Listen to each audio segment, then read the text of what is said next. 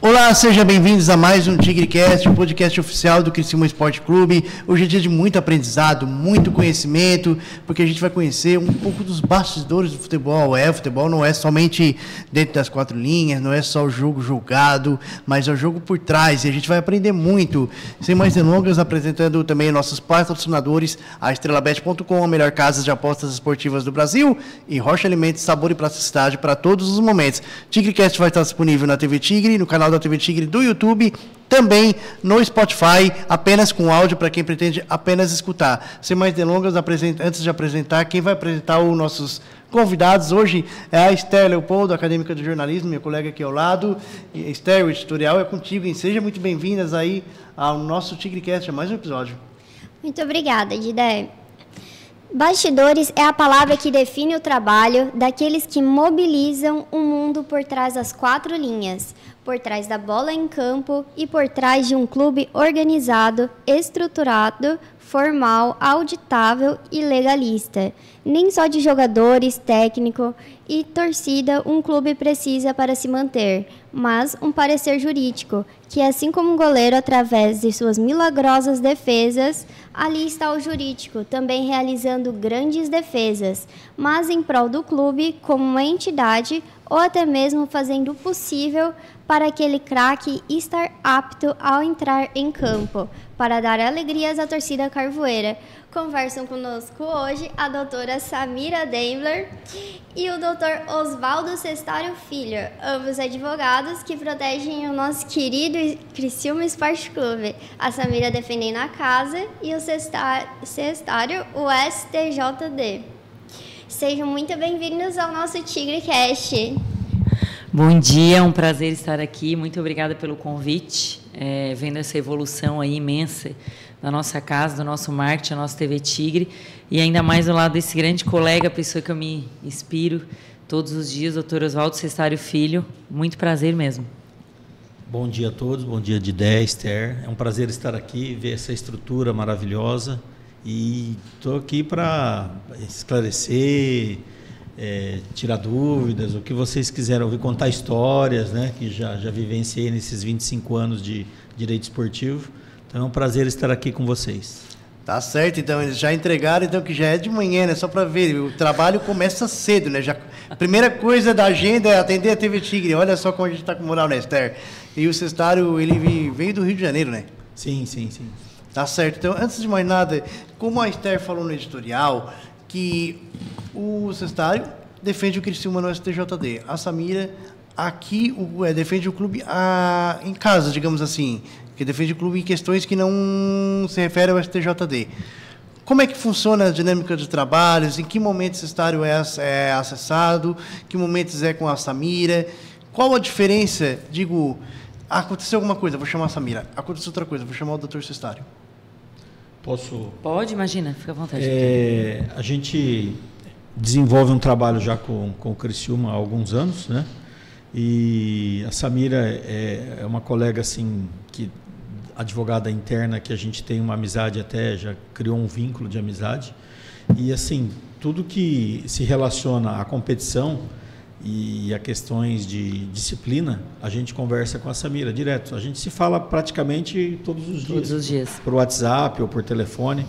Então, assim, uma comunicação bem assim, assídua, né, em relação a isso, para tirar dúvidas, para colocar alguns problemas que existem, prevenir, né? A gente faz muita prevenção, a Samira tem esse cuidado muito de prevenção. Então, a gente trabalha não só em relação à Samira, mas também, às vezes, orientando o pessoal do futebol. E são várias coisas que vão surgindo, e conforme os processos também surgem, a gente troca ideias, arregimenta provas, pessoas que vão depor, vídeos, e tudo isso faz parte do trabalho do dia a dia. Vou pedir a palavra também para a doutora Samira, para ela falar um pouco do ponto de vista dela, como é que é esse trabalho no dia a dia. Sim, na verdade nós temos o tribunal aqui nosso de Florianópolis, que é o TJD, e temos o STJD, que é o Tribunal Rio de Janeiro. O Dr. Cestário agora ele está prestando para nós serviço nos dois, né? Ele sempre fez só STJD e toda a parte também de FIFA. E a partir desse ano vai entrar também no TJD, que é o nosso tribunal aqui de Florianópolis. Alguns casos, os campeonatos catarinenses são via TJD. Então, campeonatos que envolvem Copa do Brasil e Campeonato Brasileiro são via STJD. E aí são diversos acontecimentos que a gente aciona o Dr. Cestário, mas para exemplificar um jogo, um catarinense, um atleta foi expulso, automaticamente a gente tem uma denúncia aí da Procuradoria e aí a gente é citado para apresentar a defesa, o Criciúma.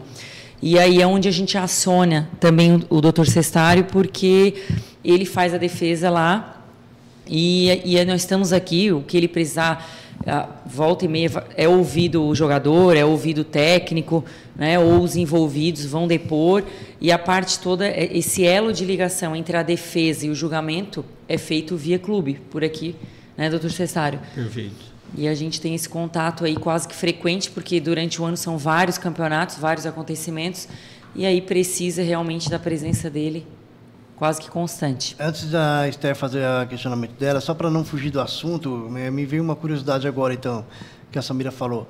Então, quer dizer que qualquer situação que o jogador é suspenso para a próxima partida, tomou o terceiro amarelo, ou o jogador tomou o vermelho, você já conversa nessa questão jurídica para pensar numa possível defesa, ou é apenas quando são acionados? Digo, qualquer expulsão para o próximo jogo atual, o jurídico já entra em campo?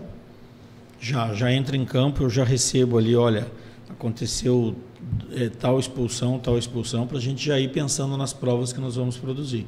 Aí a gente já vai conversando e vendo que eu analiso primeiro a súmula, depois eu peço as imagens para ver se a gente tem ali, vai usar a imagem, não vai usar a imagem. Então, assim, esse serviço já começa preventivamente. Sim, com certeza, gente. Às vezes pós-jogo ou durante o jogo, né? Teve vários casos, inclusive ano passado, e alguns, acho que nós vamos falar depois, questão de que foi acionado a STJD não só em expulsão, mas xenofobia ou algum caso de racismo. O doutor Cestário, durante o jogo, a gente já conversa para poder, às vezes, lavrar um boletim, pedir um boletim de ocorrência ou tomar alguma medida em questão de súmula que depois vai facilitar e vai, né, para a defesa do clube. Tá certo. Esther, estava sinalizando que ia fazer o questionamento, pode ir fazer. Meu questionamento é para o Dr. Cesário. Como que funciona a suspensão de um técnico de futebol e o que ele pode fazer para reverter essa situação, para ele voltar de novo? Bom, o treinador e a equipe que está ali no banco, todo mundo que está no banco está na súmula. Hoje só é permitido estar no banco de reservas quem está na súmula. E todo mundo que está ali é jurisdicionado pela Justiça Desportiva. Qualquer um que cometer, pode ser o técnico, o auxiliar técnico, o massagista, o médico, qualquer um deles que cometa qualquer ato, o treinador de goleiros, que o árbitro ou o delegado do jogo ou alguém relate, ele vai estar sujeito a um julgamento. Então, por exemplo, o treinador ele toma um amarelo, hoje tem amarelo para treinador, né? Até um tempo atrás isso não existia, né? Então hoje tem o amarelo e o vermelho. Então normal, ele vai sofrer as consequências normalmente. Se ele tiver 3 cartões amarelos, ele vai sofrer uma suspensão, mas ele não é julgado. Só é julgado quando é uma expulsão ou ele é citado por alguma coisa. Então assim, ele vai para o tribunal, como a doutora Samira explicou no começo. A competência, primeiro, nos estaduais é do TJD local e nos campeonatos nacionais é a competência da CBF que vai para o STJD. Então ele vai ser citado, primeiro essa súmula vai para uma procuradoria, a procuradoria vai fazer uma denúncia e após essa denúncia o clube é citado para se defender. E aí tem lá o artigo que ele infringiu do CBJD, que é o Código Brasileiro de Justiça Desportiva. E ali tem várias assim, situações que ele pode ser enquadrado. Por exemplo, se ele xingou o árbitro, ele pode ser enquadrado no artigo. Se ele chutou uma placa, é outro artigo. Se ele jogou um copinho, destruiu o microfone da televisão que está ali, é outro artigo. Então, assim, são várias situações. E o treinador, ele vai ser julgado como um atleta. Ele pode sofrer uma pena por dia ou por jogos também, entendeu? E aí depende muito da defesa, ele tem que cumprir suspensão, E isso a gente depois até pode entrar no caso recente aí do professor Tencati, né, que tinha pego uma suspensão por uma entrevista que ele tinha dado, né? Então, assim, por ele aí o clube que se sentiu ofendido fez uma notícia de infração, que também é possível dessa maneira. Ele não tinha relato nenhum na súmula. Aí o clube fez uma notícia de infração, a Procuradoria acatou e levou o Tencati a julgamento. Então, tudo isso pode acontecer. E ou ele cumpre a pena, ou a gente pode tentar fazer uma conversão em medida social, que é o que acontece muito, quando vai de um ano para outro. Então, tudo isso pode acontecer. Como é que funciona essa questão da conversão da medida social? Essa é uma coisa que eu não fiquei de cara, fiquei curioso agora. Por exemplo, no caso, o julgamento do Tencati foi após o término do campeonato do ano passado. Certo. Dando um exemplo prático do que ocorreu aqui. Como ele não podia mais cumprir naquele campeonato, passou-se de um ano para outro, de uma temporada para outra.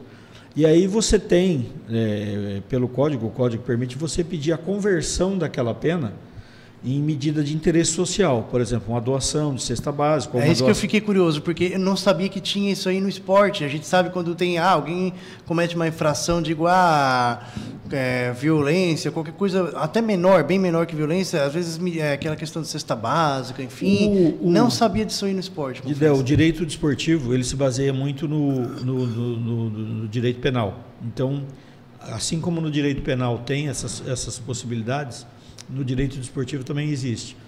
Então, assim, a gente faz um pedido, uma petição, encaminha para o tribunal analisa, né, a possibilidade, se não houve uma certa gravidade. Quando o caso é muito grave, eles não convertem.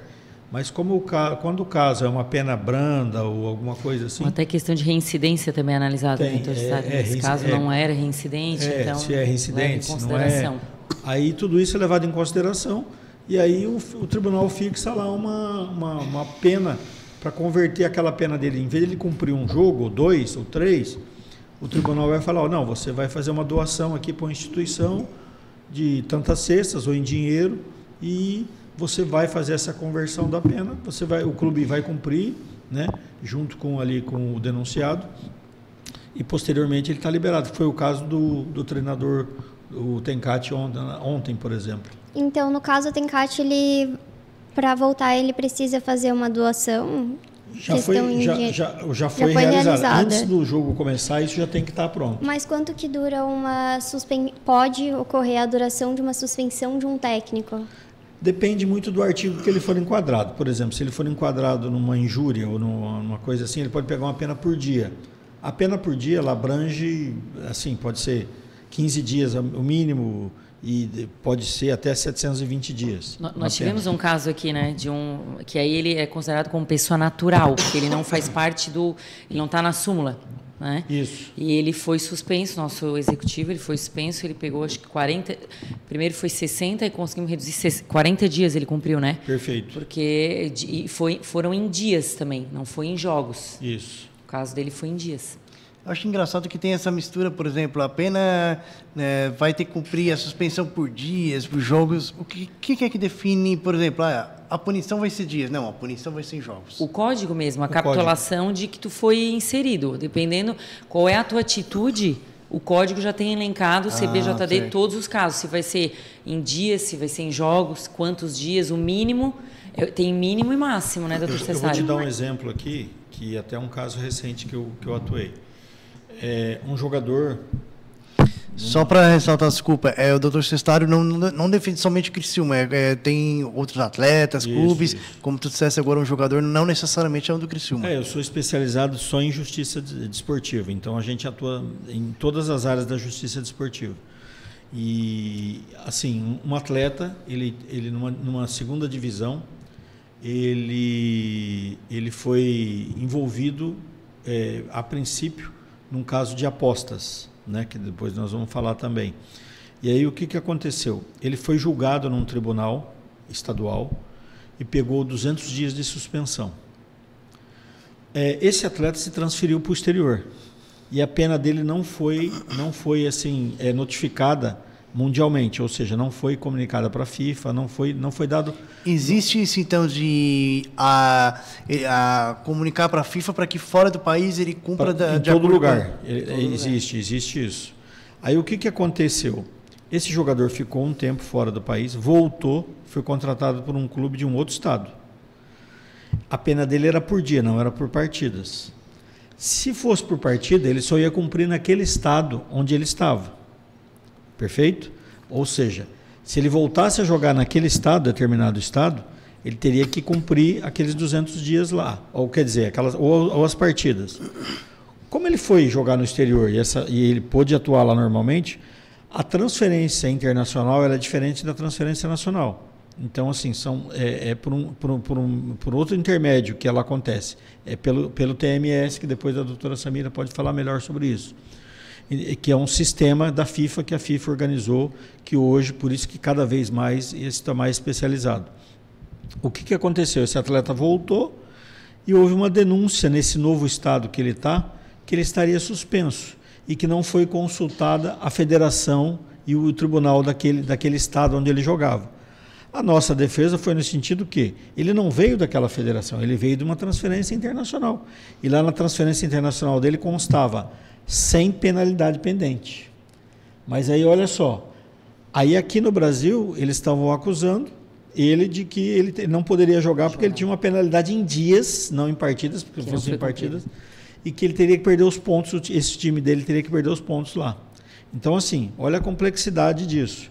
E a importância disso, porque assim, um clube contratou um jogador internacional, não sabia da punição dele e está sofrendo as consequências disso. Então, assim, é uma questão muito importante e relevante, né? E que as pessoas não têm muita noção disso. Não.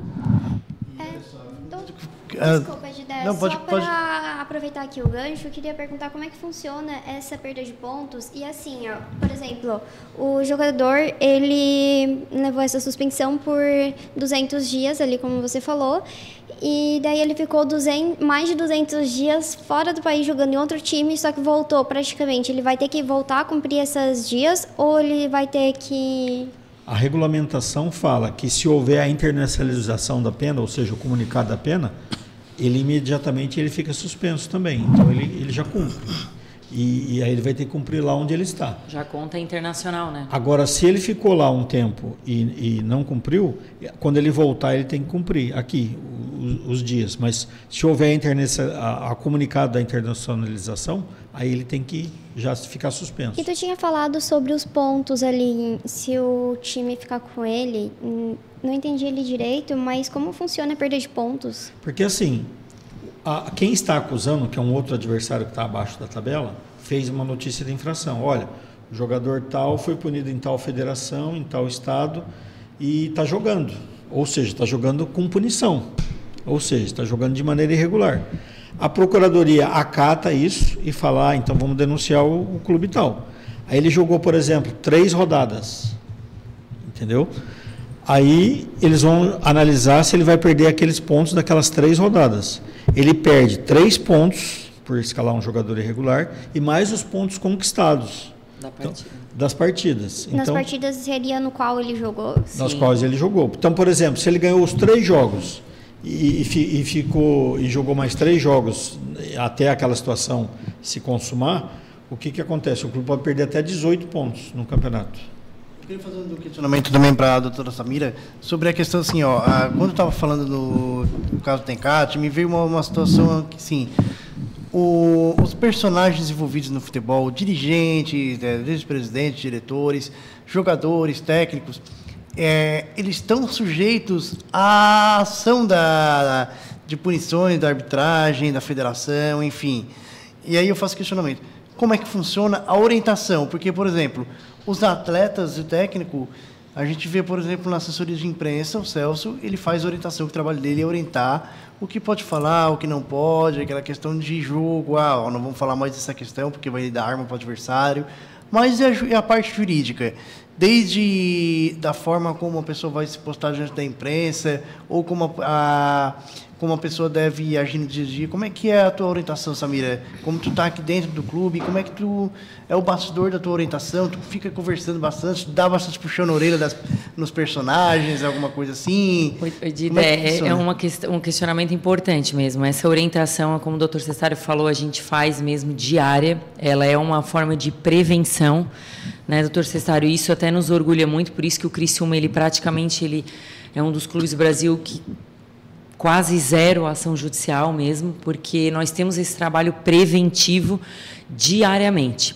Puxão de orelha tem, mas assim, até a questão de atletas, eles são orientados, porque todo atleta que chega, ele assina dois contratos. Ele assina um contrato de imagem comigo, e ele assina um contrato que a gente chama de CTD, o contrato de trabalho, com o Alisson, que é o nosso registro.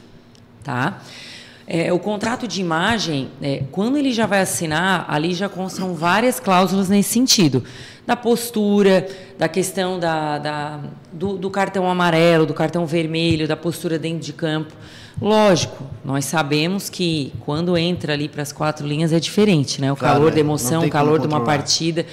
Nós até tivemos esse ano aí uns jogos bem calorosos de reclamação, e a gente realmente entende, a gente está aqui para fazer essas defesas, mas esse trabalho é importante. Eu sempre oriento, inclusive a presença do Dr. Cestário, e aqui também é um dos motivos. Nós teremos uma reunião com o grupo, orientando e explicando algumas mudanças que teremos esse ano. O STJD está muito mais rigoroso, né, Dr. Cestário? Sim. Teremos punições muito maiores, mais severas. A questão e às vezes a gente intencionalmente, mas sem essa situação, a gente acaba que prejudica o clube, porque a gente tem a ausência de alguns atletas em determinadas situações que são fundamentais. Nós teremos agora aí alguns julgamentos, nós temos acho que 6 ou 7 cartões vermelhos, se eu não me falha a memória, às vezes numa reta final de Catarinense, que são todos fundamentais para essas partidas. Então, a gente faz essa orientação, a gente vai continuar. Eu, às vezes, a minha comunicação maior é com o nosso gerente de futebol mesmo, porque sempre foi via gerente, ele por uma hierarquia, ele está mais com o grupo, ele conversa mais. Então, às vezes, a gente puxa a orelha mesmo, o Alex, ele sabe, o Cestário, às vezes a gente puxa, ele foi punido também. Então, volta e meia, a gente tem que dar uma freada aí. Ele fica bravo, mas a gente dá uns gritos, né, Dr. Cestário? E vem um questionamento agora que eu acho que é até importante. Esse ano vai estar mais rigoroso. Então, o que é que as federações elas vão... Não sei se é as federações ou é a Justiça Esportiva, mas o que elas vão cobrar mais agora? O contato físico agora vai ser mais faltoso? Ou vai ser questão de xingamento de árbitro? Ou questão de fala na imprensa?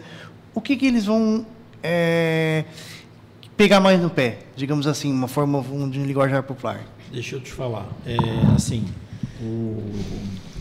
Hoje o Criciúma está na Série A. Então, certo. O que acontece? A visibilidade da Série A é infinitamente maior que a Série B e aí por diante, né? Nas outras séries. Então, o que acontece? O atleta, o clube está exposto todo dia a Fantástico, a rede de televisões, a mídia, qualquer tipo de mídia. Então, assim, tudo vai ser bem mais visto, porque são 20 clubes que vão estar ali numa Série A, e tudo que acontecer, e hoje a gente tem o VAR, tem replay, tem isso, tem aquilo. Então, assim, a visibilidade de uma coisa que acontece na Série A, ela é muito maior do que nas outras séries. Então, por exemplo, se houver um problema, uma briga, um xingamento, um problema com a torcida, uma invasão, uma questão de xenofobia, qualquer coisa que tiver, a repercussão vai ser muito grande. E o que acontece? Tudo que dá muita repercussão, a resposta dos tribunais, ela tende a ser assim mais severa. Por quê? Porque a mídia cobra muito dos tribunais. E é isso que a gente se refere, que a Samira quis dizer, eu acho. Isso mesmo. Falou xenofobia, agora já vamos ver uma questão recente. Criciúma Esporte, primeiro turno. Aquela história da xenofobia suposta, não sei se foi ou não, a doutora Samira e o Cestário que vão explicar melhor, com membros da comissão técnica, não lembro se era do esporte. foi mesmo? Se caracterizou como tal? O que aconteceu? Peço para vocês explicarem melhor esse episódio e se foi o que eles disseram mesmo ou não. O Didé, esse até, Didé e Esther, é um fato interessante porque vocês vão entender direitinho como é que funciona o trâmite nosso com o Dr. Cestário. Durante o jogo do Criciúma Sport, ano passado, né, teve um desentendimento, acho que até foi pós-jogo já, com a comissão técnica. Se eu não me engano, ele era o preparador físico do esporte e houve uma troca de ofensas, xingamento entre a casa-mata ali do nosso time e do time adversário, onde um possível torcedor, ele proferiu algumas palavras no sentido de que o Sul era o país, o Sul era o lugar dele, ele entendia que o Sul era tudo para ele, diferente do resto, do restante do país. O restante talvez não tivesse tanta importância como o Sul. Mas no calor da emoção, o pessoal do esporte também revidou. Bom, antes disso, já tinha vídeos circulando, eu estava na recreação. Teve história antes disso, então?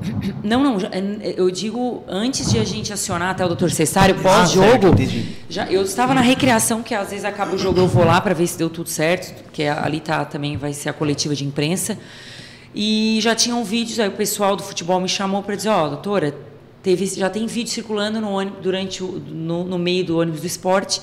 Eles estão indignados, fomos lá, se deslocamos até o ônibus, eles realmente estavam indignados. E aí fui procurar saber o que aconteceu.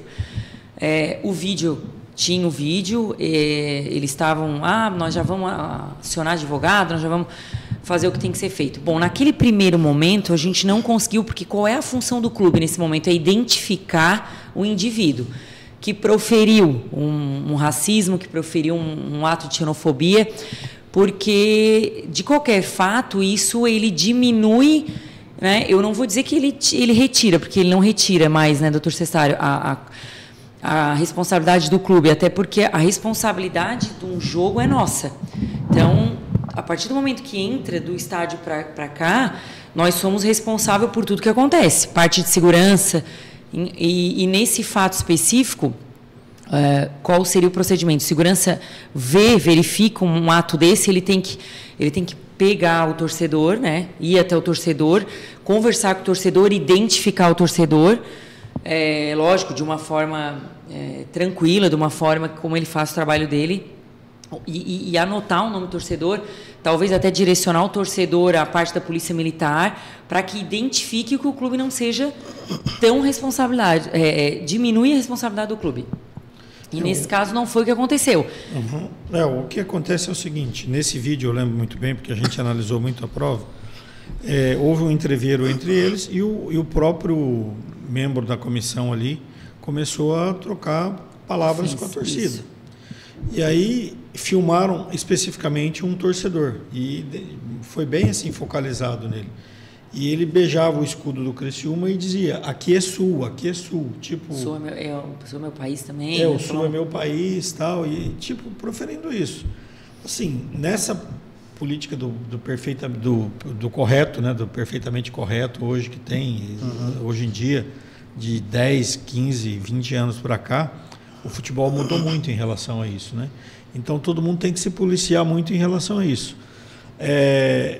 Talvez ele não quisesse fazer essa ofensa, mas como era um clube do Nordeste, e ele falando essas palavras, dá um tom de que realmente ele está fazendo uma coisa preconceituosa.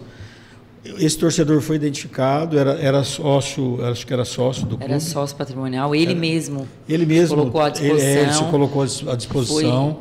Teve um desenrolar também na justiça, né, acho que no juizado, né? Acho que teve. Eu acho que foi uma orientação mais arquivado e foi assim, a julgamento. A gente conseguiu identificar esse sócio, o conselho do Criciúma se reuniu, viu lá e ia determinar uma certa punição para ele como sócio, né?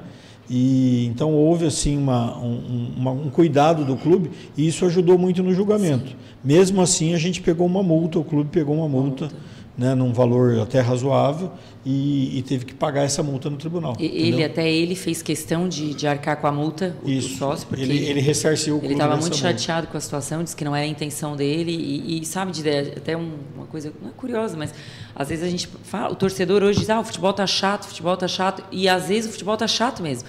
Agora, vocês imaginam pra gente, porque tudo que acontece recai aqui, né, doutor Cesário? Então fica muito mais chato. Porque, no fim, nesse sentido, a repercussão é muito maior. Tudo que tu fala hoje... Esse caso teve uma repercussão. Teve uma repercussão. Sem contar, doutora. Nacional. E o STJD, eu lembro que ele, inclusive, ele puniu o clube dizendo o seguinte, o segurança deveria ter identificado na hora. Na hora e não posteriormente. Porque a gente comprovou que posteriormente foi identificado. Sim. E eles não aceitaram. Agora, como é que você vai ali no meio do monte de gritos? Não tem como. Não tem. Você não sabe nem o que a pessoa está falando, né? E eu acho que realmente... Eu lembro que teve veículos de imprensa que botou lenha na fogueira ainda. Botou lenha na fogueira, assim, começou a falar muito do assunto, como se estivesse desfavorecendo do Criciúma na época, da região mesmo. Eu lembro até, eu vou até contar para vocês, eu estava no calor do momento, tá? Eu eu demorei para entender o que aconteceu. Estava como repórter de torcida, né, de rádio, e de repente, no final do jogo, o narrador, o Mastelinha, com quem eu trabalhei por muitos anos, me chamou, José, como é que está a torcida? Eu estava entrevistando os torcedores, de repente veio uma confusão, e nem o microfone pegou, eu não peguei também, porque eu estava no fone de ouvido.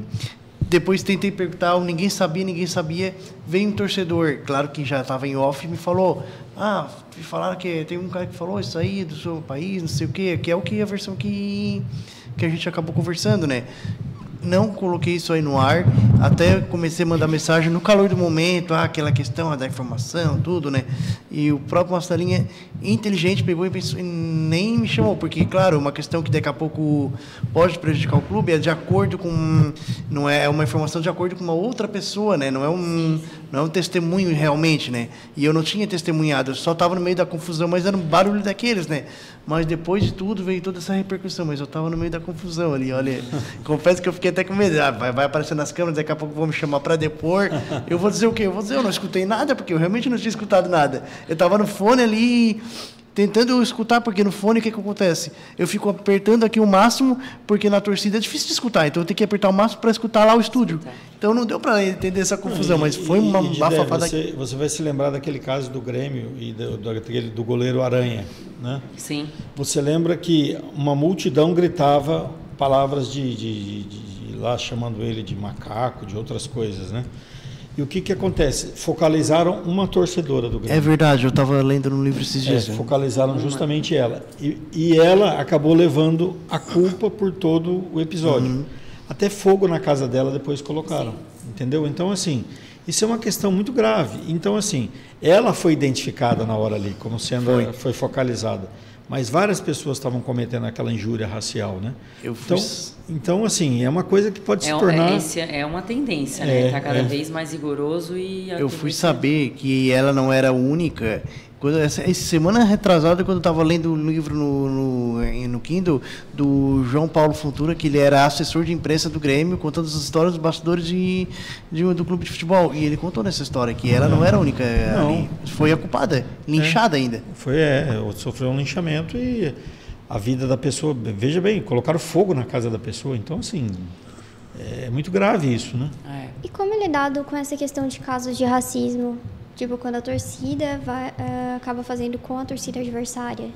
Olha, tem que ter conscientização, porque assim, eu vou te dar um exemplo de um outro caso que eu peguei recente, de clubes que eu trabalho. Jogavam uma competição interestadual, 2 clubes, um de um estado, outro de outro. Copa do Nordeste, para ser mais específico. A torcida desse clube da casa, ela canta... alguns cânticos assim de guerra de torcida para os clubes rivais dela, da cidade dela. Aí eles cantaram para um clube e depois cantaram para o outro, os 2 clubes rivais da cidade dela. O árbitro anotou na súmula os cânticos, estavam cantando cantos aqui homofóbicos, blá, blá, blá, blá, porque nos cantos eles ofendem, falar aqueles cantos que já cantam há 40 anos, tá? Aí cantaram para um, para outro. Não tinha nada a ver com o clube que estava jogando. Ali, na hora, o clube que estava jogando contra eles, a torcida que estava lá, porque eram estados vizinhos, a torcida desse outro clube que estava lá, esse clube, aquelas torcidas que foram ofendidas, eles cantam também alguma coisa para esse clube. Então, aquela torcida que estava presente também cantou a que os rivais cantam para ele. E aí os dois foram denunciados por cantos homofóbicos. E quer dizer, não tinha nada a ver entre eles, mas cantaram coisas que são considerados cantos homofóbicos, e aí os dois clubes foram denunciados por essa questão no tribunal. Como é que é resolvida essa questão? Bom, aí existe o código, mais uma vez, e está previsto lá as penas. E aí vai muito assim da prova que você faz, de tudo, né? Então, assim, eu lembro que eu citei até um caso muito assim. Naquela semana que eu fiz o julgamento, eu tinha ido num baile do Rubi, é até uma questão pitoresca, eu vou contar para vocês. O baile do Rubi é um baile de advogados, né? Sim. No interior tem muito isso, né? Lá no Rio de Janeiro isso já não tem mais. Então, mas eu estava no interior e eu fui num baile do Rubi, a convite de um amigo meu da OAB, e a gente estava. Aí tinha uma banda e depois tinha um cantor da década de 70, 80, você não vai nem... Sidney Magal. Ele estava se apresentando no baile do Rubi também. Gente. Conhece? Meu pai coloca lá pra então. Não tem como. Aí o que aconteceu? Ele subiu no palco, advogados tudo na minha faixa de idade, a maioria e tal. E o que acontece? Aí ele subiu e pediram para ele cantar uma música.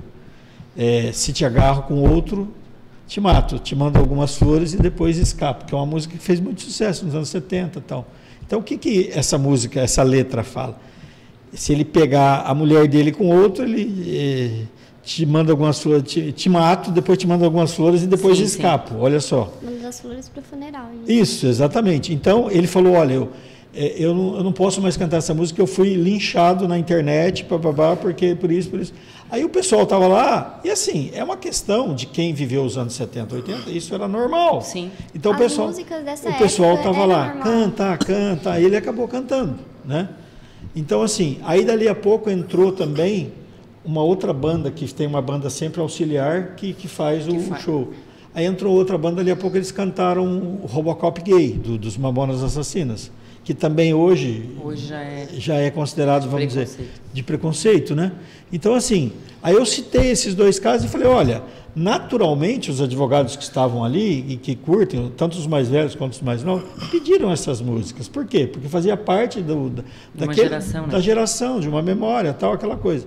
Aí eu falei, essas torcidas, elas cantam essas músicas há 20, 30, 40 anos para os rivais. E o outro cantou também, porque também o rival canta aquela música para eles. Então foi uma tese de defesa e que eu consegui atingir os auditores. E eles falaram, olha, realmente isso é verdade, porque a gente está ali, eu estou num baile, num negócio, numa festa de final de ano e tal, tem uma banda, a gente curte essas músicas e pede para cantar. Então, assim, é uma coisa que, hoje é proibido, politicamente não é correto, mas eu despertei ali neles essa questão para eles avaliarem. Aí a multa acabou sendo até um pouco mais branda por conta disso, entendeu? Então, assim, vai muito da criatividade da gente também na hora de fazer a defesa, entendeu? Assim, por curiosidade, não sei se pode ser revelado, mas as multas variam de quanto? Olha, nesses casos, foi em torno de 8 mil para um clube e 5 mil para o outro. Nossa. 5 mil. Então, eu queria falar naquele... Isso são consideradas multas leves, Nós já tivemos uma de 4, né? No caso de, acho que, não sei se foi, lembra, acho que foi o de... Acho que foi 4 mil que foi o julgamento STJD lá. Doutor, eu queria perguntar sobre a questão de racismo contra a Ponte Preta que aconteceu em 2022. Se aconteceu ou se não foi racismo mesmo, né? É que foi a público como tal. Então, esse caso, ele teve uma repercussão na mídia, mas não chegou a haver a denúncia. Sabe essa denúncia que a gente falou que vai o caso e não houve a denúncia da Procuradoria? A gente entende o seguinte, que a Procuradoria analisou e considerou que não houve. Por quê? Era a palavra de um contra a palavra do outro. Então, a gente entende que a Procuradoria acabou não denunciando por conta disso. Porque, salvo engano, não houve boletim de ocorrência. Não houve boletim. Então, foi assim, foi apenas um atleta que falou, eu fui ofendido por tal. Mas não tinha prova suficiente. Mas não tinha prova suficiente. Aí a Procuradoria acabou não fazendo a denúncia e o clube não sofreu. Mas a gente fez um trabalho preventivo na época. Sim, foi feito preventivo, até porque a imprensa, na época local, ela deu bastante visibilidade, cobrou. Então a gente eu vim para cá, o clube me trouxe para cá, a gente fez um trabalho preventivo. Fizemos uma campanha, né? Fizemos uma campanha até para que não ocorresse. E assim... Eu participei de um julgamento, que vocês vão lembrar talvez, de um clube, envolvendo um clube de Santa Catarina e um clube do Paraná, onde na pandemia um membro da diretoria desse clube, eu posso até falar, tornou público, o Brusque, teria chamado um jogador do Londrina, que ele tinha um cabelo Black Power, ele chamou ele de vai cortar esse cabelo de cachopa. Que até eu nem conhecia essa expressão. Será que não é o Celcinho do Londrina? O Celcinho do Londrina, Nunca vi. Eu já escutei bastante. Aí eu fui até ver que era colmeia, corresponde a uma colmeia, né? E assim, eu defendi o Brusque naquela oportunidade, porque o Brusque acabou perdendo até 3 pontos no primeiro julgamento. E o Brusque poderia até cair de divisão para a Série C por conta da perda desses 3 pontos. Então, assim, é uma coisa que é grave. E a partir dali... O Regulamento Geral de Competições até mudou. Por quê? Até então, falava em torcedores. E aí eles incluíram dirigentes também. Que aí é onde questão. A gravidade, né? Porque pode perda de mando de campo, isso, hoje, então, perda de ponto. Isso, então é uma gravidade maior ainda, se for por dirigente. Sim. Eu lembro que nesse episódio da Ponte Preta, só para a gente finalizar esse assunto ali, o jurídico do Criciúma foi muito ligeiro, desde a própria defesa, já preparando prevenções. Como é que foi todo esse trabalho? Porque foi uma semana muito movimentada, né, doutora Samira? Foi, na realidade, Didé, o que até eu falo, por isso que eu trabalho em todo o jogo do Criciúma, porque a maioria dessas situações, elas ocorrem em dia de jogos, né? E esse realmente nos deixou muito preocupados, a dimensão.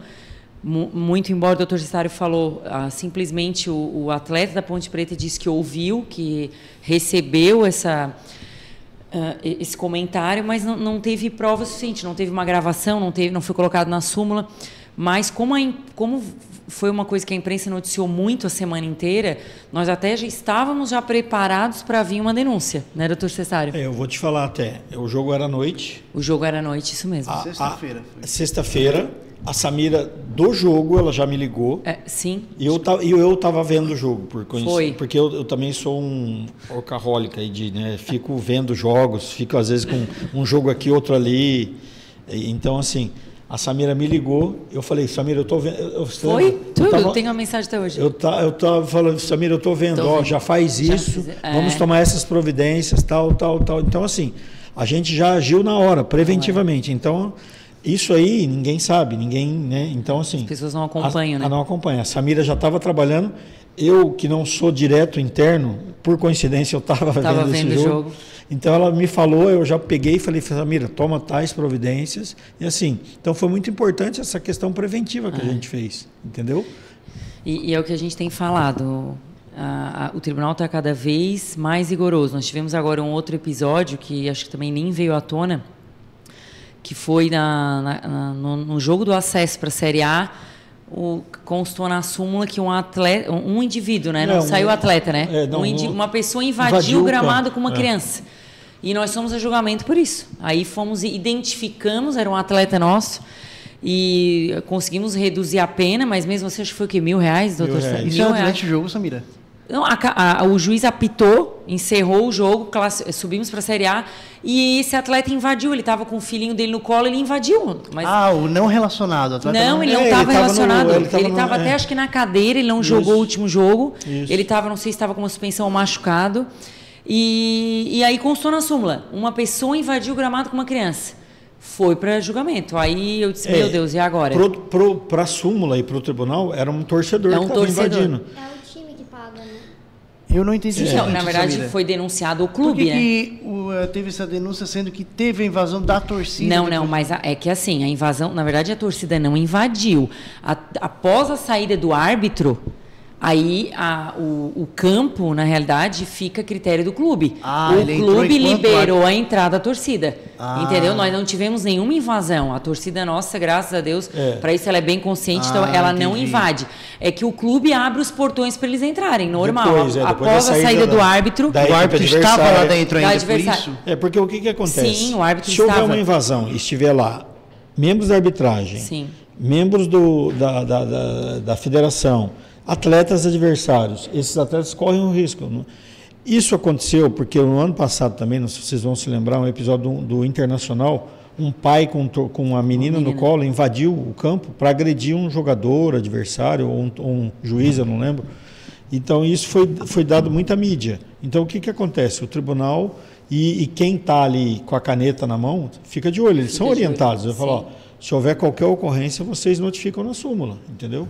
E aí foi o caso. Aí a gente foi condenado em, acho que foi R$1.000. E depois até daí foi identificado. Porque a gente também foi identificado que era um atleta. Porque se não fosse identificado, é pena bem severa também. A multa seria bem maior. Aí foi identificado, o atleta até ele arcou, prestou depoimento, foi ouvido e arcou com os custos. Se é o Neymar, o árbitro vai, não, o Neymar tá entrando, tá tudo certo. Neymar, tranquilo, pode passar. Pode passar, bem não, isso mas gente, autógrafo aqui. As pessoas não têm noção, mas hoje tudo é relatado em súmula. Uma questão que eu tenho curiosidade, antes da Esther fazer o questionamento dela, que me veio agora essa curiosidade. É um pouquinho polêmico essa pergunta. Não é de um caso específico. Acontece ou não no futebol a seguinte situação? A gente estava falando muito de xenofobia, racismo, assim, enfim. Jogador recebeu tal xingamento, enfim, e vim chorar na imprensa, alguma coisa, mas usar daquele discurso, não, meu Deus, eu sofri isso, aquilo, com a intenção de tirar pontos do adversário e não por questão de justiça. Isso acontece ou não? Olha, pode acontecer, não está livre de acontecer, não. Porque, assim, isso é uma coisa que a gente até quando faz a defesa, a gente coloca muito isso. Eu tive uma vez um caso, vou citar aqui para você, por isso que a minha experiência, às vezes, ela tem assim muito. Eu tive um caso, torcidas rivais no Pará, Clube do Remo e Paysandu. Isso, houve uma denúncia, havia uma cena de celular, o cara do lado, você via que estava do lado, e um grupinho gritava cantos homofóbicos. Sobre questão LGBT. Aí gritavam. Esse grupo LGBT entrou com uma denúncia contra o clube. Primeiro que ele não é jurisdicionado. Sim. Aí, na defesa, eu falei, olha, isso aqui está me parecendo uma armação de um clube contra o outro. Por quê? O cara reúne ali meia dúzia de pessoas, que você via que a torcida, o resto estava em outra vibe, como dizem hoje em dia, né? E aquele grupinho estava gritando aqueles cantos homofóbicos, e o cara filmando. Então, assim, me pareceu muito, e o tribunal acatou nossa defesa, e primeiro acatou que quem estava denunciando não era competente para tal, entendeu? E assim, ficou uma coisa muito assim, parecia que era uma coisa armada para o outro clube se prejudicar, entendeu? Então, assim, a gente não consegue ter essa noção se foi mesmo isso, mas na defesa que a gente fez, o tribunal falou, olha, é bem possível isso, porque havia um cenário assim de uma coisa que não condizia com aquela realidade. E o clube foi absolvido, entendeu? Então, gente, agora mudando um pouco sobre esse assunto, eu queria perguntar sobre um caso que ele está repercutindo até bastante, está passando assim no jornal também, a questão do mascote do Inter. Sobre o Saci, né? Mas estão falando mais sobre o Saci, focando mais no mascote em si do que a pessoa que veste a fantasia. Foi no caso de assédio, que aconteceu ali há pouco tempo, que a mulher está dizendo que foi um assédio. Como funciona, assim, esses casos que está repercutindo tanto? Por que estão coisando o mascote do clube e não a pessoa que está e se vestindo? Esse é um caso realmente polêmico. Questão de punição. Eu não sei, eu acho que ele ainda nem foi denunciado. Eu vi uma nota do Inter ontem. Eles, por precaução, eles estão prestando toda a informação à polícia, aos órgãos competentes. e por precaução eles afastaram o funcionário que representa o mascote, né? Tu falou ali a questão da pessoa em si, é porque a partir do momento que o Tigrão, vou usar o nosso exemplo aqui, ele entra no gramado, ele está ali representando um clube, né, doutor Cessário? Ele está no exercício da profissão. Esse eu até confesso que é um assunto delicado, porque às vezes tu vai emitir a tua opinião e pode ter aí algumas pessoas que sintam que mas isso é machismo ou não é. E a gente volta naquela situação de que o futebol hoje ele está cheio de regra, porque eu canso que em dia de jogo eu bato foto com o Tigrão, 2, 3 fotos, abraço Tigrão e pego aqui do lado e a gente brinca e às vezes, dependendo do dia, a situação às vezes faz isso e aí talvez tu te sinta, nesse caso específico ela disse que foi assediada, ela sentiu, travou, é uma coisa muito pessoal, mas ele estava representando o clube. Por isso que nessa realidade, nessa situação, o clube afastou o funcionário e é o caminho correto. Se fosse com o Criciúma, nós temos que prestar as informações, né, doutor Cessário, e afastar o funcionário até que se tenha uma situação. Não é afastado, é só a pessoa que está. Mas aí, tipo assim... Não, nesse caso, eu acredito que o mascote nem vai atuar mais, por enquanto. Até porque a figura do mascote é que está latente para ela o assédio. Então, eu acredito que nesse caso eles vão... O que acontece? Isso pode ter repercussão esportiva, na justiça esportiva, civil, que ela pode ter uma reparação por isso, e criminal. Então, assim, são três aspectos jurídicos. 3 justiças envolvidas, né? A civil, a criminal e a desportiva. Hoje, principalmente essas arenas como é a do Inter e até a nossa aqui, o que acontece? Tem muita câmera. Então, assim, primeira coisa, eu acho que antes de um linchamento, de qualquer coisa, apure-se. Sim, com certeza. Vamos ver as imagens, vamos ver o que aconteceu. Deve ter testemunha, não eram as únicas 2 pessoas que estavam ali. Então, assim, vamos apurar e vamos ver o que realmente aconteceu. Se houve ou se não houve, e se houve alguma coisa que excedeu, tem que punir. Então, assim, aí a repercussão pode ser tanto para o clube, porque, como a Samira disse, aquela figura ali, o Tigrão, o Saci, eles representam o clube naquele momento. Então, assim, pode ter repercussão para o clube e para a pessoa física que está ali vestida aquela fantasia. É o que a gente fala. Tudo que envolve o espetáculo de futebol ali tem repercussão. Tem repercussão. Então, tudo que mexe com o espetáculo, isso vai ter uma repercussão desportiva também. Tem um desdobramento. Tá certo, então Bom, nós tivemos aqui até um caso de um animalzinho, né, muito simpático, um gambazinho que entrou em campo e o Criciúma foi denunciado. Fomos absolvidos, né? Mas aquilo atrasou o jogo. Então o árbitro teve que relatar, porque foram...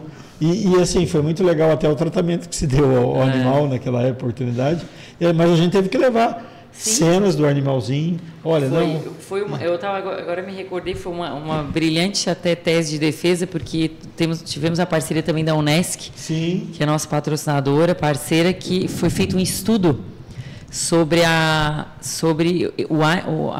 como é que a convivência do gambá, e aí até conhecimento, eu também não tinha esse conhecimento, mas ele vive no meio urbano, ele se procria no meio urbano, por isso, e aqui procriando, e tinha vários, graças a Deus entrou um só, agora resolvemos o problema, mas o Criciúma foi denunciado, a punição não era, se eu não me recordo, era alta, aí foi absolvido. Nossa, que incrível. Torcedor, a imprensa gostou da invasão do gambá, mas isso aí era um prejuízo para o clube. É uma coisa que eu fui saber agora em off, desse problema jurídico, enfim.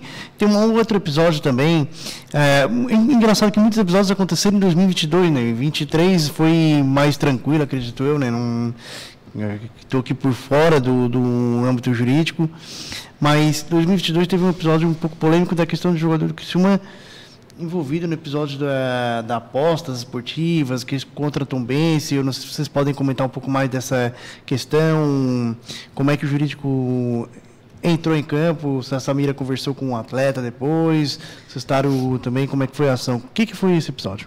Na realidade, esse episódio não foi o Criciúma, né? A Tombense, uma partida específica, que estava sendo investigado por um gol que foi, eu não me lembro se foi anulado ou foi convertido, um possível gol, aí talvez uma interferência de aposta para que o jogador sofresse a penalidade. Perfeito. E esse jogo era contra o Criciúma, então foi feita realmente uma investigação e veio um pedido de uma oitiva de um jogador que estava no lance, né, doutor Cessário? Perfeito. Foi conduzido, foi conversado com o jogador até a gente não cabe aqui dar um nome, mas ele foi ouvido e graças a Deus foi arquivado. O doutor Cessário pode falar melhor do caso. O que acontece? O tribunal, às vezes, ele recebe alguma denúncia e por prudência, ele resolve abrir um inquérito, que é possível isso também, assim como na delegacia, no Ministério Público, ele abriu um inquérito para apurar se aquilo ali tinha fundamento ou não, porque assim, é um lance que você vê milhares de vezes acontecer. Sim. E naquele caso, como havia... Porque o que acontece? A CBF e a FIFA, eles têm empresas contratadas que regulamentam essa questão de apostas. E eles ficam sabendo lá se as apostas subiram, desceram por conta de um determinado lance, ou determinado gol, ou alguma coisa que acontece. Cartão, qualquer coisa. E há um nível de apostas que regulamenta isso. Então, por exemplo, se eles desconfiarem que houve ali um desnível de aposta por conta daquele lance, eles vão investigar. E foi o que aconteceu, abriu-se o inquérito, foi apurado e se apurou que não havia responsabilidade nenhuma e foi arquivado o caso. Porque foi um lance normal de jogo. Então, assim, só que... Não teve interferência. Não teve interferência. Então, é assim que acontece.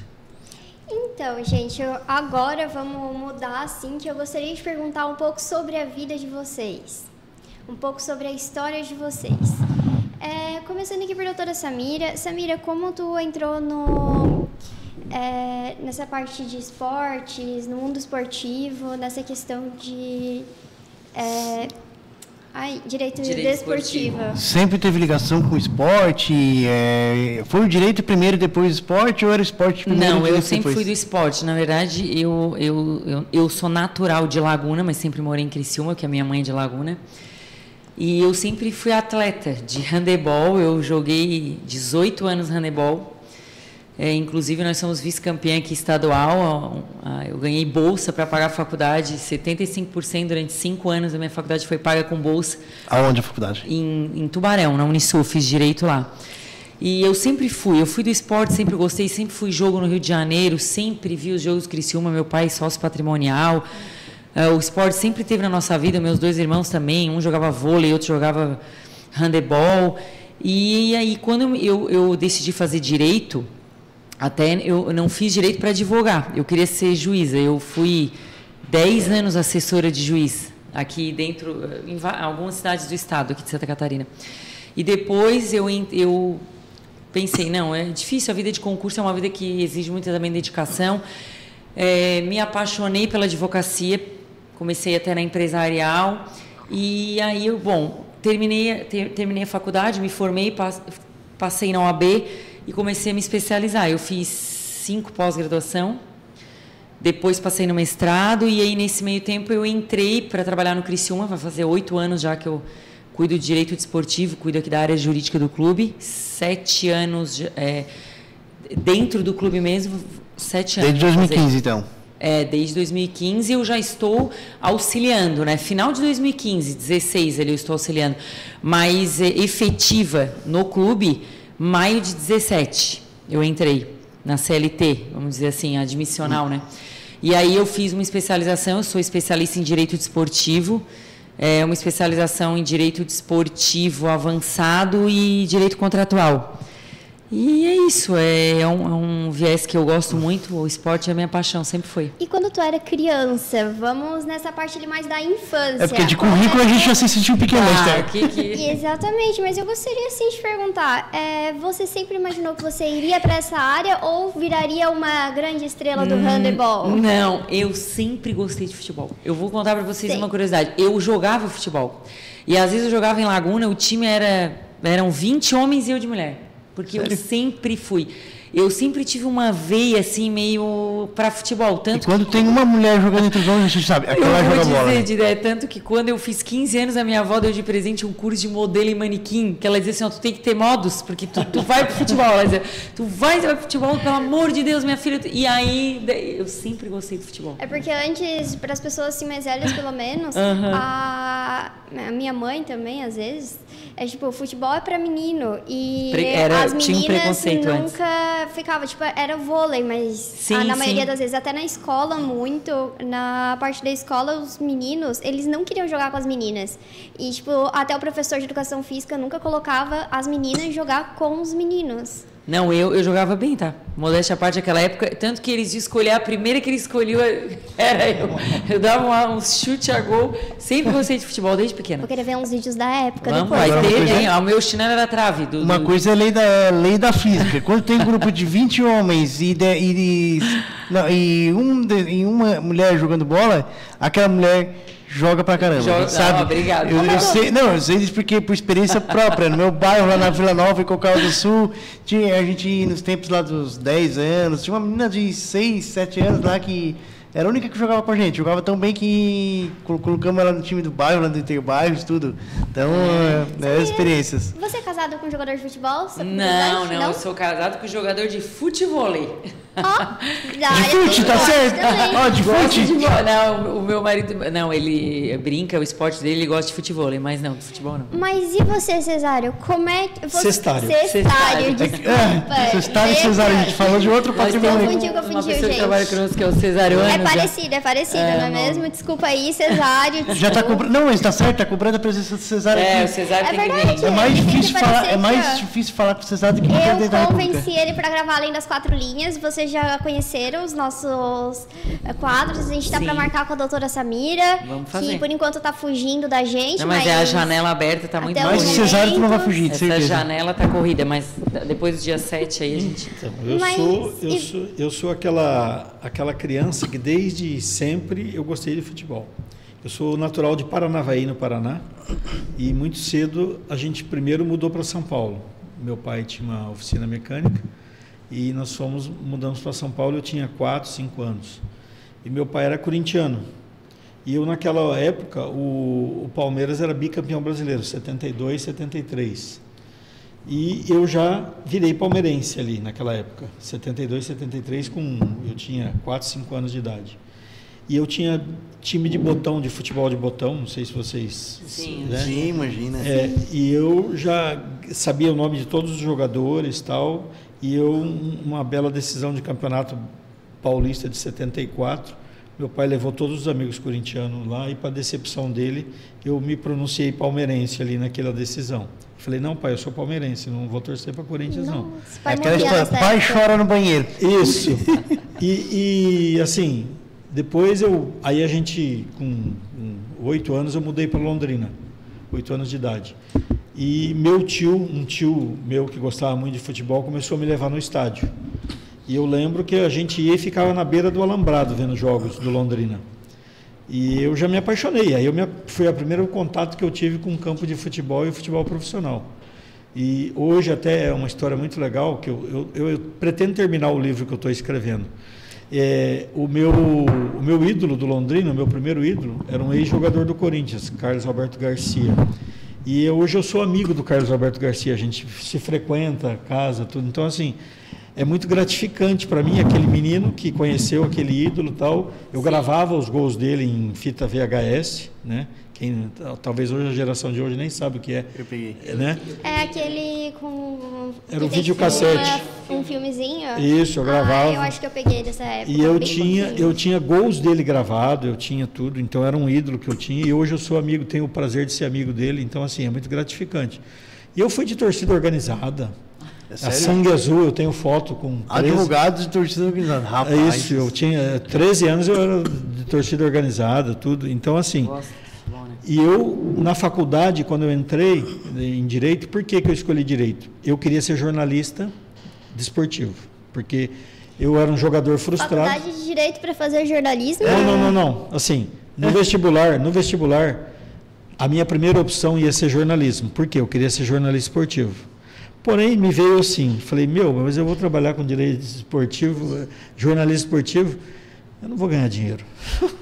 Obrigada. Foi a primeira Você coisa. Você muito para uma pessoa que está quase se formando. Foi a primeira coisa que eu pensei. Não, mas os tempos mudaram. Os tempos mudaram. Hoje a gente está aqui num podcast e outro tipo de mídia. Naquele tempo, qual mídia que eu tinha? 2, rádio, televisão ou jornal. 3. Naquela época só ganhava dinheiro se tu era dono de televisão ou se fosse um mega apresentador, né? Aí me veio essa consciência com 17 anos, porque foi quando eu entrei na faculdade, aí eu escolhi direito. Falei, e não tinha direito esportivo assim divulgado. Tinha um ou outro lá no Rio de Janeiro que fazia, mas eu falei, eu vou enveredar para essa área algum dia, eu vou querer fazer. Então, assim, sabe aquela coisa de determinação? E quando surgiu a oportunidade, eu já advogado, de ser advogado do Londrina, eu não vacilei, eu fui lá sem ganhar nada, fui lá, eu quero ser advogado do Londrina. Primeiro que eu era um atleta frustrado, eu jogava mais ou menos, mas nunca seria um profissional, porque todo sonho de menino que gosta de futebol é querer ser jogador, né? Então, naquela época, eu jogava amador, fazia meus golzinhos e tal, mas eu sabia que eu não tinha potencial para ser um atleta profissional. Aí eu fui, na faculdade, fazíamos futebol, porque tinha educação física naquela época, curso de direito tinha educação física, não sei se hoje ainda tem. Mas eu lembro que às 7 horas da manhã eu estava lá no campo para jogar futebol, valendo nota, né? Então, assim, e aí os caras me perguntavam, fulano, Cestário, o que está acontecendo? Eu sabia tudo de futebol, tudo.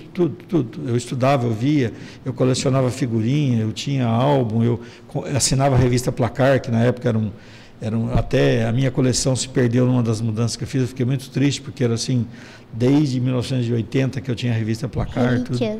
Relíquias, E assim, aí eu fui ser advogado e quando surgiu a oportunidade de ser advogado do Londrina, eu fui, mesmo a princípio não ganhando nada. Depois eu consegui um contrato, aí fui sendo advogado, fui advogado do Londrina, me tornei presidente do Londrina Esporte Clube, fui presidente do Londrina por 2 anos. Disputei 2 séries B do Campeonato Brasileiro, mantive o time na série B. Isso muito antes da era Tencati. Não, o Tencati veio bem depois. O Tencati eu conheci depois, eu já era advogado até conhecido. Porque o Tencati ficou 7 anos no Londrina, né? Sim. E aí a gente fez uma amizade, eu defendi ele no Londrina, tudo. Porque teve um jogo na série C uma vez, Brasil de Pelotas e Londrina, teve até espeto dentro de campo, briga campal. Alex estava no Londrina também, Alex Brasil. Teve um julgamento, teve até espeto no negócio. Não, olha, vamos pular essa parte. O Alex assistindo isso daqui depois, ouvindo. Alex, essa aí tu não contou para nós ainda do espeto, mas depois eu vou te contar do espeto. Tinha até espeto dentro de campo. Tem que trazer aqui, né, para contar, espalhar essa história aqui para nós. E assim, eu fui, sempre com essa determinação. O que aconteceu? Eu fui presidente do Londrina. Na época, a Série B estava tomando corpo, e foi fundada uma associação de clubes da Série B, porque existia o Clube dos 13, naquela época o Dr. Fábio Koff era o presidente do Clube dos 13. A gente formou uma associação e eu fui convidado para ser o jurídico dessa associação no Rio de Janeiro, que envolviam 28 clubes que disputavam naquela época. Eram 28 clubes na Série B. Era uma associação à parte do Clube dos 13. O Clube dos 13 era como se fosse a elite e essa associação... Isso, essa associação era só da Série B. Houve o apoio da CBF e a gente começou a administrar o campeonato da Série B.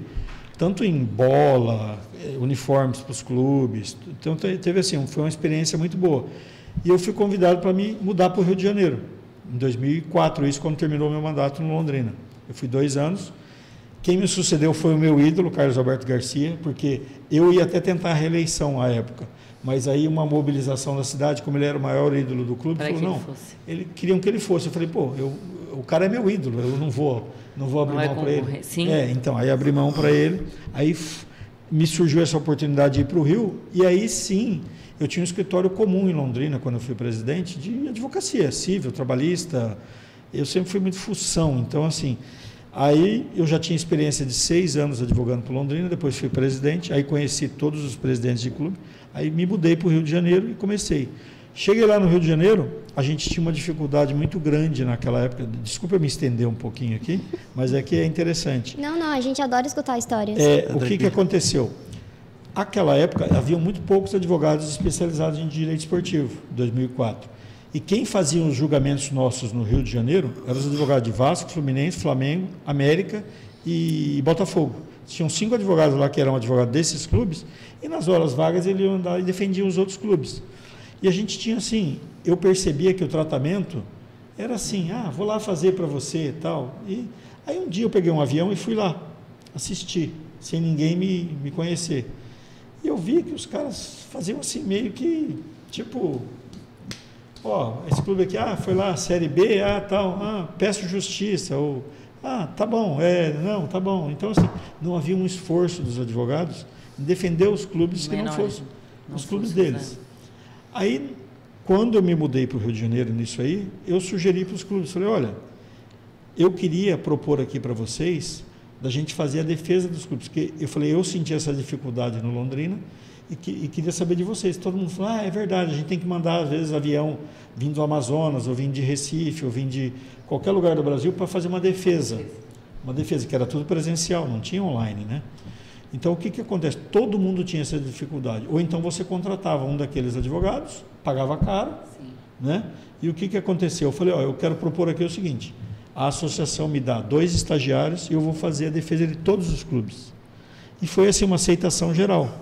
A partir dali, eu me tornei quem eu sou hoje. Eu devo dizer tadinho dos estagiários? Não. Sabe por quê? Eu sou assim, eu sou um cara muito dedicado. Então, assim, vamos usar essa palavra, dedicado. E apaixonado por aquilo que eu faço. Então, assim, só que eu sou assim, eu deixo o estagiário livre. Eu pegaria você, por exemplo, e falaria, a defesa aqui é o seguinte, é tal. Não escrevia nada para você. Aí chegava lá e eu falava, vai. Tipo, vai. Né? Aí o estagiário tinha lá e ele tinha que me mostrar que ele tinha potencial para aquilo. Né? Então eu explicava para ele o que ele tinha que fazer. E assim, hoje existem advogados no meio que foram formados ali por mim. Vários deles, tem vários. Tem um que me chama de padrinho, toda vez que ele me vê, ele fala, meu padrinho, meu mestre. Então, assim. Inclusive na CBF, né? No jurídico, acho que. Então, assim, na CBF teve um que foi. Então, assim, é muito gratificante isso. E eu nunca segurei ninguém. Eu falei, o dia que você quiser bater asa, você vai bater asa. Hoje tem advogado que é advogado de clube grande, tem advogados que militam em outras áreas, tem uns que se tornaram dirigentes de clubes de grandes, do Vasco, por exemplo. Sim. Então, assim, é gratificante isso. Então, a minha escola, a minha especialização foi no dia a dia ali. Então, é por aí. Nada se compara com a experiência no dia a dia, né? A gente sempre... O que eu mais gosto, que eu aprendi muito, do pouco que consegui até hoje, né, dentro do jornalismo, foi muito na prática, assim. E sem contar, assim, desde... assim, ao vivo, me avisarem que eu vou ter que assumir o programa. Então, ali eu abracei a oportunidade, né? O que eu já mencionei ali, o Mastelinha, foi ele que me fez muito isso aí, né? Ele sempre falava assim, te vira, não tem esse negócio de eu ficar inseguro, nada. Então, eu pensava, se eu não aproveitar agora, não sei quanto que vai ter oportunidade. O cara confiou, então a gente tem muito isso aí também, né? Então, se ele acredita em mim, né? Quem sou eu para duvidar de mim mesma? Vou lá e tenta, tipo isso. Não, e assim, o primeiro julgamento que eu fiz no STJD, depois desse que eu te contei, foi de um doping, de um jogador do Londrina. Aí eu fui lá e tem um púlpitozinho assim, você vai estar e está falando, o pessoal está ali. A minha perna começou a tremer, que eu não tinha controle sobre ela.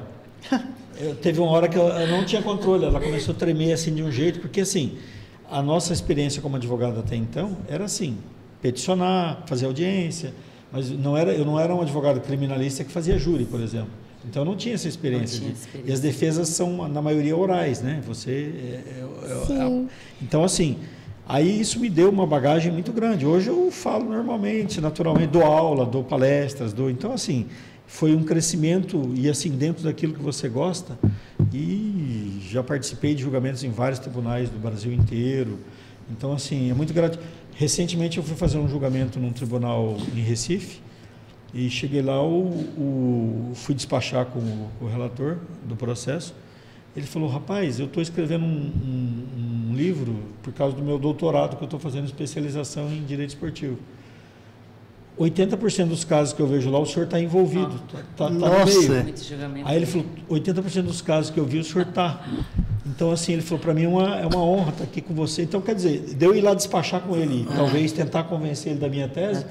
ele me tietou, né? Então, assim, foi um momento bacana. Aí ele me deu um livro autografado ao mestre, alguma coisa assim, ele escreveu lá. E tu tá escrevendo um livro, né? Eu tô, mas eu tenho muito pouco tempo. Então, assim... Nos diga o título, Como quero assim, comprar. pouco tempo? Não, o meu livro seria o seguinte, Histórias do Futebol relacionadas à Justiça Desportiva. E eu conto casos que eu participei, porque, assim, eu tive o privilégio... E às vezes até o azar de ser sempre o primeiro a pegar um tipo de caso. E depois desses casos, às vezes a minha tese não saiu vencedora naquele meu caso específico, mas depois ela vira vencedora, entendeu? Então, assim, mudanças de regulamento. Eu já participei de vários casos que fizeram o regulamento mudar. Um desses eu citei aqui, que foi o do Brusque. Então, assim, do racismo. Então, assim, eu já tive casos onde o regulamento acaba mudando por causa de um caso que eu participei.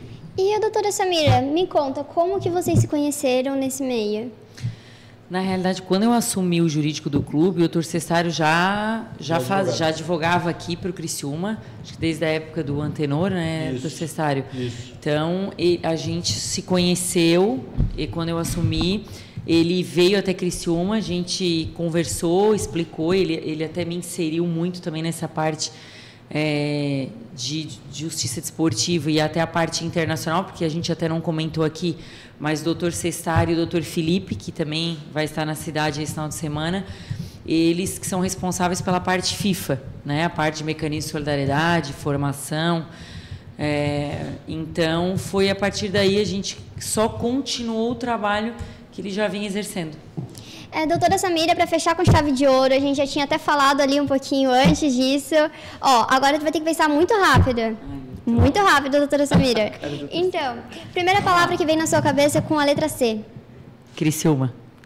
Finalmente, a última pessoa que eu perguntei isso daí, a pessoa falou Cacatua, ao invés de Criciúma, e estava escrito Criciúma ali do lado. Não, Criciúma. E você, doutor Cestário? Doutor Cestário. Primeira palavra que vem com... Primeira palavra... Ai, meu Deus, virou um trava-língua. Primeira palavra que vem com a letra A, que vem na sua cabeça. Amor. Por que amor? Porque, primeiro que eu sou pai de meninas, eu tenho 3 filhas. E assim, eu me sinto muito amado por elas. E eu tenho muito amor naquilo que eu faço. Então, seria fofo. por isso. Tá bom, legal, gente. E agora nós estamos ficando por aqui com o nosso podcast, né, antes de encerrar, Esther, a doutora Samira tem um presente para entregar para o doutor Cestário, que está em visita 3 dias, agenda apertada, né? Agenda apertada agora. Isso. Ô, Didé, queria só aproveitar para agradecer tu, a Esther e toda a equipe da TV Tigre aí. A nossa gerente comercial, a Vivi, tem feito um brilhante trabalho, parabéns. Nos orgulha muito que a gente está chegando onde está, né, doutor Cestário? O Criciúma, a gente até vem falando, e o presidente Vilmar Guedes, ele se orgulha muito disso, mas em todos os lugares que a gente vai, em todas as reuniões que a gente vai de CBF, o Criciúma é um clube muito falado, ele tem sido muito... As pessoas se espelham no Criciúma, as pessoas querem conhecer o trabalho, alguns jogos de Série A, eles vão vir aqui, a questão de diretoria, para poder conhecer o nosso dia a dia, porque realmente a gente... cada vez mais tem virado referência aí no Brasil. Então, queria aproveitar para agradecer também ao Dr. Cestário, toda a ajuda que ele nos dá, o tempo que ele dispõe ao clube, com esse tanto amor, com esse carinho que ele faz. E aqui é um presente exclusivo que foi feito para o Dr. Cestário. Poxa vida. Vamos lá, espero que goste. Eu sou muito emotivo. Abre aí, vamos lá. Aqui eu já fico, olha só, que maravilha. Nossa.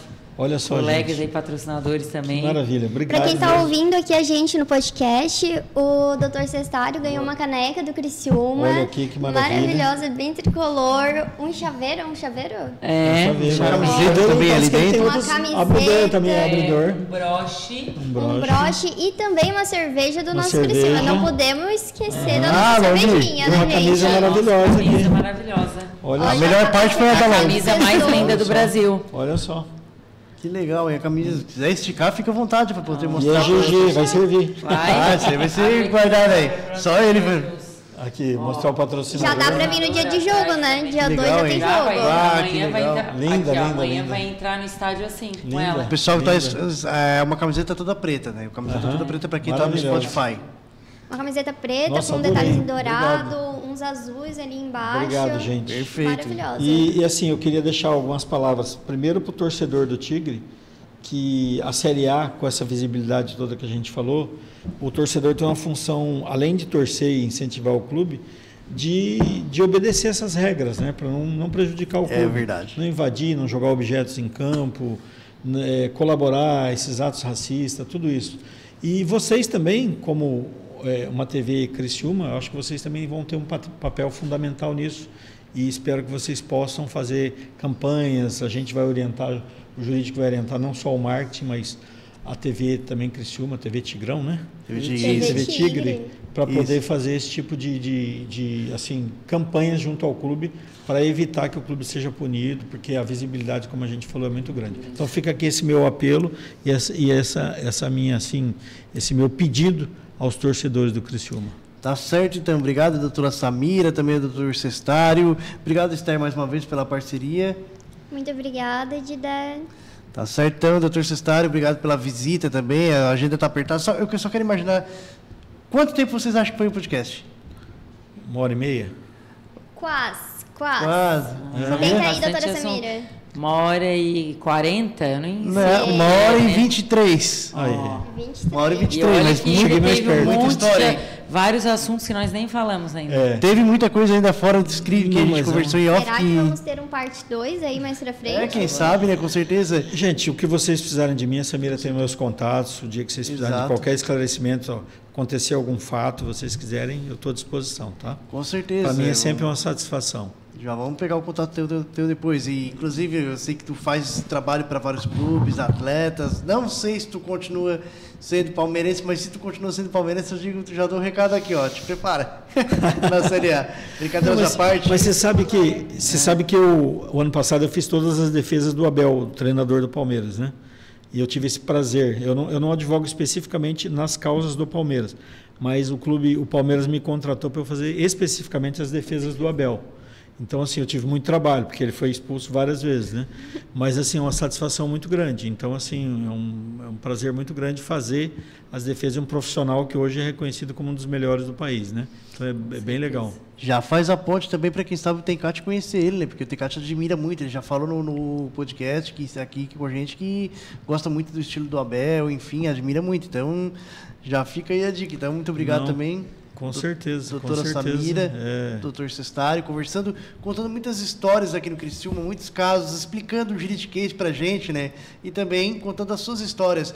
Agradecendo também a nossos torcedores, patrocinadores da estrelabet.com, a melhor casa de apostas esportivas do Brasil, e Rocha Alimentos, sabor e praticidade para todos os momentos.